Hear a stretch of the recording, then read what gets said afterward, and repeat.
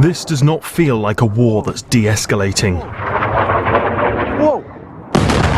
This afternoon, the Israeli town believed to host their nuclear arsenal was hit by an Iranian ballistic missile. Retaliation, Tehran said, for a strike on one of their nuclear facilities. It was not the only attack that expanded the scope of this war.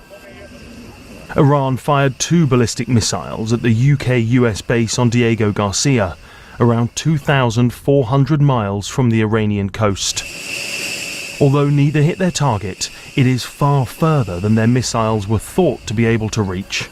We've seen the latest in Iran's reckless strikes aiming at Gulf partners, at international shipping, at allies and British interests as well. And that is why we have continued to support defensive action. There had been some speculation as to whether the missiles could have reached that far. The Israelis say the threat was real. Iran launched a 2-stage intercontinental ballistic missile with a range of 2,500 miles towards an American target on the island of Diego Garcia. These missiles were not intended to hit Israel. Their range reaches the capitals of Europe. The full scale and capacity of Iran's ballistic missile program has long been the subject of debate. Today, some of those questions have been answered.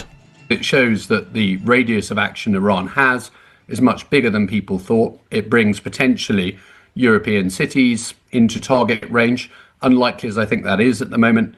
And it certainly complicates the job of missile defense across that area and focuses the thinking of European capitals. It also shows that Iran is able still to surprise the US and Israel, I think, 3 weeks into this conflict. While the missile threat may cause the most alarm, it is the war's economic cost that is more significant. That comes primarily from the effective closure of the Strait of Hormuz. Today, the US said they destroyed a key Iranian base.